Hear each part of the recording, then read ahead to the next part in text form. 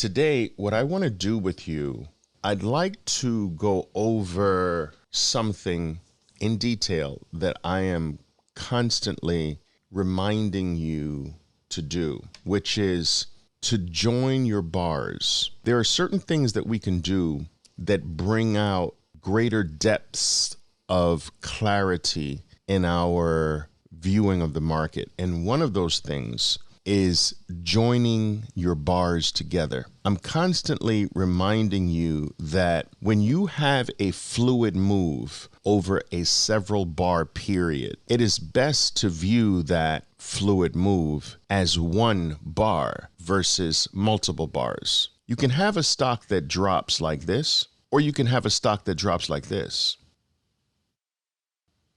Essentially, the difference between them is very small. Essentially, these two moves are identical. One is at a faster speed than the other, but it's the same movie. And that's the way you have to think about it. We're watching the same movie, but we're watching that movie at different speeds. The movie is the same. And so there's very little difference. The only difference is the speed. In essence, we can take this move and look at it the same way as one bar. Now, the question is, when do we do this? Is every move to be joined? And the answer is no. You've got to do this with the right moves. There are certain moves up and down that you don't join the bars together. And so that's what we're going to go into. When do you do this? The quick and dirty answer is you only do this when the multiple bar move is fluid and very pure and consistent. And this move is very pure because every bar is red. There's no interrupts really. When you get a major interrupt is when you have to stop joining your bars together, at least mentally. If we look at this move, we see that it's very fluid, boom, boom, boom, boom, and then it stops being fluid. Do you see the difference between each section? You see that one part of it is fluid and the other part is not fluid? Do you see that? This is fluid, this is not fluid. It's too salt and pepper like. And take a look at this move. So it is fluid to a point. And then there's an interrupt. You see that interrupt there? Stops it. And then you get fluidity again. All right. I wouldn't join this move together. Why? Because it's not fluid. So I would just leave it like that in my mind, at least. I wouldn't join this one so much together either. But this I would, because it's fluid. I would join this one. And of course this one, which is still in play. My point is that with this concept, you have to know what's worth joining and what's not worth joining. What determines what's worth joining is whether or not the move is fluid and has very major interrupts. Let's talk about the interrupts now, and then we'll take a look at some stocks to see if we've got this down, right? You can have a move like this, and then you can have a pause, which is fine. But if the pause is brief, you can just skip that. Just join the move together and ignore this brief pause. But if this pause breaks the third mark, and let's go over this.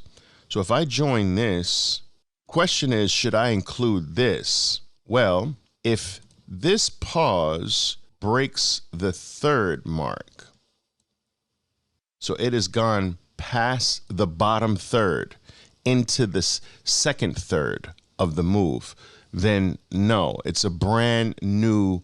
I have to now join anything from here, you see?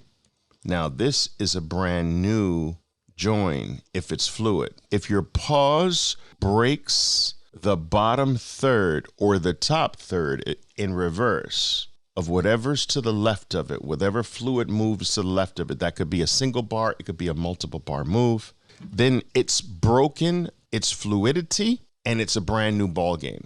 The other thing I'd like to share with you is I don't like to combine little pebbles. So if the move is made up of little pebbles and not fluid bars, then I don't like to join them.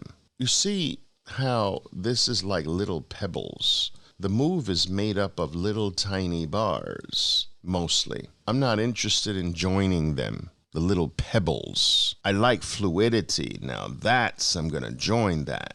It's fluid. Even this was low at one point. It's fluid. I'm looking to join fluidity. Let's take a look at a few things.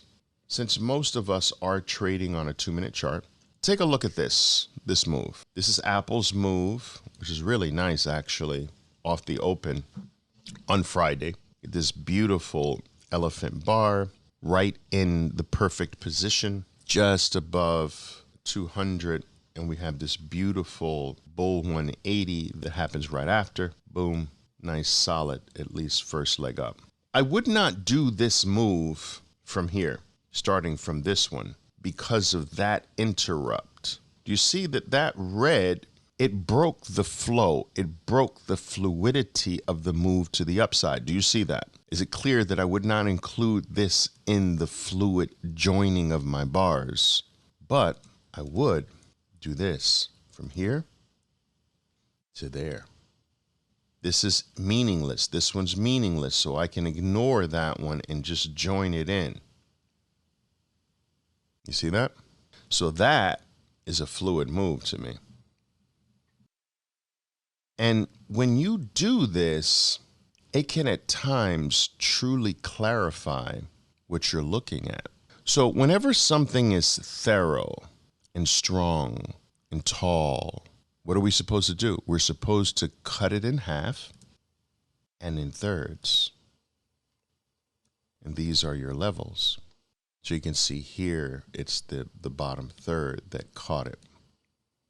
I would not join this move because it's not fluid. It's not the type of move that I want to join. I would just look at that regularly. But I would join this one.